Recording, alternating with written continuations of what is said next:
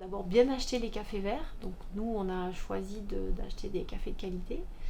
Donc on a tous nos Arabica qui sont des cafés de spécialité.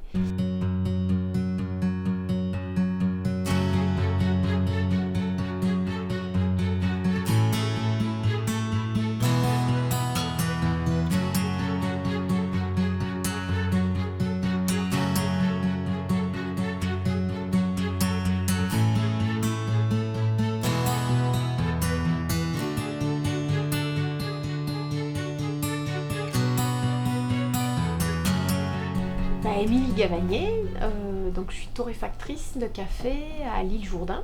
Donc on est torréfacteur dans le Gers. On est torréfacteur, enfin Étienne et moi, donc on est mariés dans la vie. On a repris cette entreprise il y a plus de 12 ans. Donc on s'est lancé dans l'entrepreneuriat et on est parti sur le café qui était un produit qui fait rêver.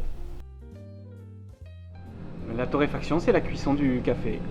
C'est d'abord la sélection des cafés verts. Ensuite, c'est la cuisson qui est en plusieurs phases. Puis la commercialisation de notre café. Donc le café vert va perdre de l'humidité. On va être à peu près à 160 degrés. On va être ce qu'on appelle le point jaune. Donc c'est le point à partir duquel on va commencer les réactions chimiques qui vont créer les arômes dans le café.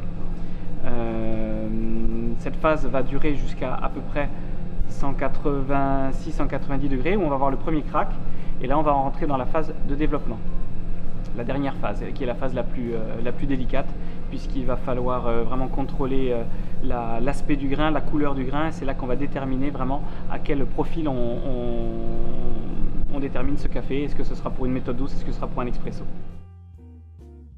D'abord bien acheter les cafés verts. Donc nous on a choisi d'acheter des cafés de qualité. Donc on a tous nos Arabica qui sont des cafés de spécialité.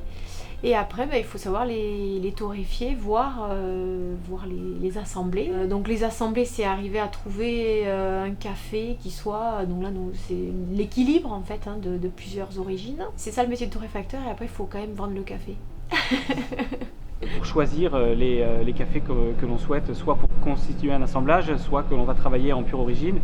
On aime bien connaître aussi les gens, les exploitants directement dans les pays d'origine, puisque nos cafés sont sourcés jusqu'à l'origine, pour établir des partenariats durables dans le temps avec eux. L'Arabica Q-Grader, c'est un diplôme en fait qui permet de dire qu'on sait déguster, qu'on sait noter, décrire les cafés, mais les noter de manière calibrée. Ça permet finalement à un Sud-Coréen ou un producteur d'Équateur, ou moi, factrice dans le Gers, de noter ou donner la même note à un café vert. Et en fait, ça note le potentiel du café vert. Donc on le goûte bien sûr dégusté, torréfié, mais ça permet de voir si le café vert pourra être bon, voire exceptionnel à la tasse. Alors le café de spécialité, c'est d'abord un café, donc plus de 80 sur 100, c'est vraiment la règle de base. Donc c'est une note qui est donnée et en fait pour moi c'est un café qui va être traçable jusqu'à la région, voire la plantation ou la coopérative, jusqu'à la parcelle, au lot. C'est un café qui va exploser en bouche. En fait on le boit, on prend une gorgée et après si on réfléchit à ce qu'on est en train de boire, en fait il va avoir plus d'arômes, plus d'originalité, plus d'intensité, de complexité qu'un café neutre, quoi, plus neutre. On est relativement dynamique commercialement puisqu'on a créé un café d'exception qu'on va changer à chaque saison. En septembre, on va lancer une gamme de cafés d'excellence, donc qui seront que des cafés évidemment de spécialité, mais même de plantation, avec un objectif de rester au-dessus des 85 points sur ces cafés-là, qu'on va suivre d'année en année. On s'appuie sur l'équipe, même à partir d'une équipe où il y a 2 personnes, il faut s'appuyer sur l'équipe.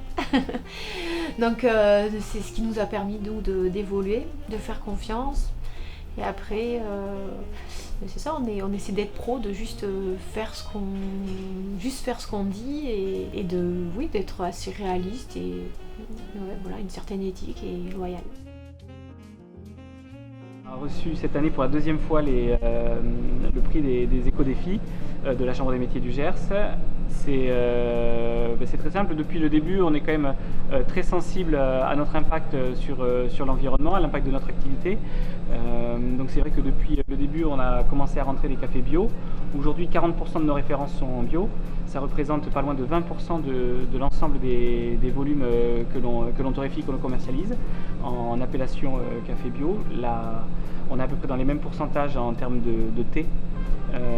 On a aussi du sucre bio, des accompagnements bio, donc on fait un gros effort pour avoir toute une gamme de produits d'origine agriculture biologique.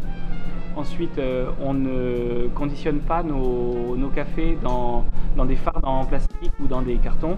On a investi dans des cagettes recyclables qu'on réutilise à chaque fois afin de limiter aussi nos déchets. On vient de passer en gaz vert pour la torréfaction. On a changé de contrat pour être en gaz compensé carbone exactement. Et pareil pour l'électricité de l'ensemble de la brûlerie.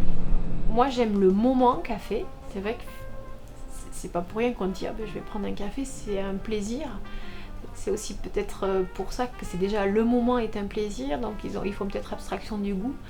Et moi ce que j'aime dans un café c'est justement pouvoir le déguster et donner le définir aussi, voilà, et j'adore décrire les cafés quoi. Le café est un monde extraordinaire, faut le découvrir, faut être curieux, faut boire du café avec modération, mais dans toutes les sortes d'infusions. Il n'y a pas que l'expresso, il y a toutes les autres infusions qui sont très intéressantes pour peu qu'on se donne la peine de bien les faire et de bien choisir ces cafés.